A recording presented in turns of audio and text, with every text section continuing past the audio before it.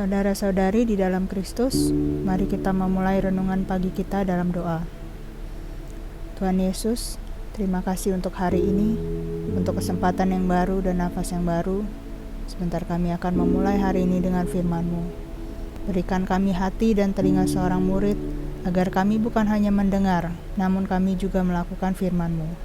Dalam nama Tuhan Yesus kami berdoa. Amin. Roma 8 ayat 28. Kita tahu sekarang bahwa Allah turut bekerja dalam segala sesuatu untuk mendatangkan kebaikan bagi mereka yang mengasihi Dia, yaitu bagi mereka yang terpanggil sesuai dengan rencana Allah. Topik renungan kita pagi ini adalah kepastian dalam ketidakpastian. Ada banyak ketidakpastian dalam hidup ini. Kemungkinan satu-satunya hal yang pasti dari kehidupan ini hanyalah ketidakpastian.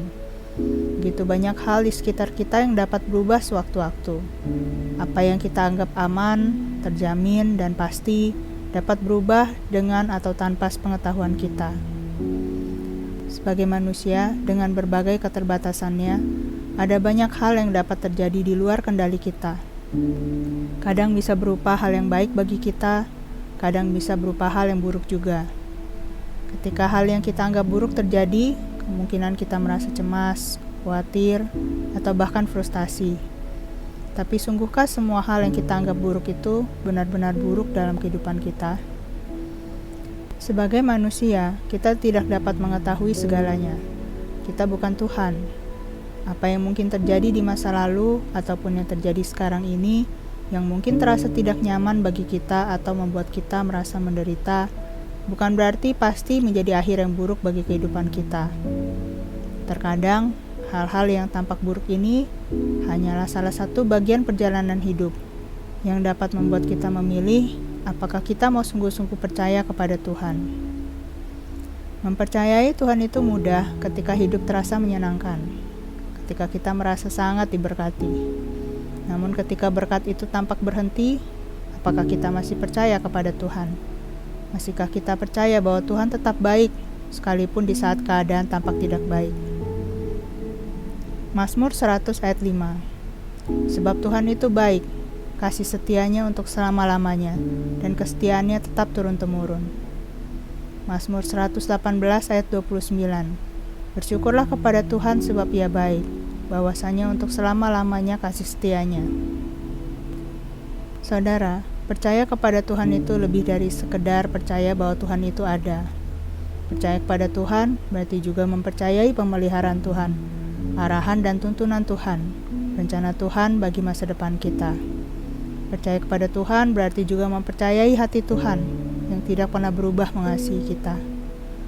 Hanya di dalam Tuhan yang tidak pernah berubah inilah satu-satunya kita dapat memperoleh kepastian hidup. Jika kita melihat contoh di dalam Alkitab, seperti Rasul Paulus.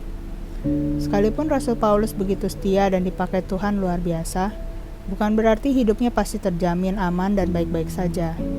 Rasul Paulus juga mengalami banyak pergumulan hidup, namun dia senantiasa mempercayai Tuhan di sepanjang perjalanan hidupnya. 2 Korintus 12 ayat 10. Karena itu aku senang dan rela di dalam kelemahan, di dalam siksaan, di dalam kesukaran, di dalam penganiayaan dan kesesakan oleh karena Kristus. Sebab jika aku lemah, maka aku kuat. Saudara, menjadi orang percaya itu tidak menjamin hidup kita pasti selalu aman, nyaman, dan baik-baik saja. Selama kita masih hidup di dunia dan bukan di sorga, pasang surut kehidupan pasti terjadi. Mungkin kebanyakan orang berkata, kita hanya perlu menjadi kuat saja untuk melalui semua pasang surut kehidupan. Namun kekuatan dalam menjalani hidup ini tidak dapat berasal dari mengandalkan diri kita sendiri, melainkan dari mengandalkan kekuatan Tuhan. Filipi 4 ayat 13. Segala perkara dapat kutanggung di dalam Dia yang memberi kekuatan kepadaku. Saudara, mari kita jangan berkecil hati ketika kita mengalami ketidakpastian dalam hidup, karena ketidakpastian dalam hidup itu sudah pasti. Ketika mengalami berbagai pergumulan dan pencobaan, jangan berkecil hati. Mari kita menguatkan hati kita di dalam Tuhan, dan juga menguatkan satu sama lain saudara-saudari kita di dalam Tuhan. 1 Korintus 10 ayat 13.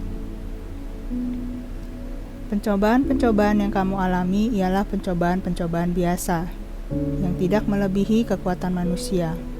Sebab Allah setia, dan karena itu Ia tidak akan membiarkan kamu dicobai melampaui kekuatanmu.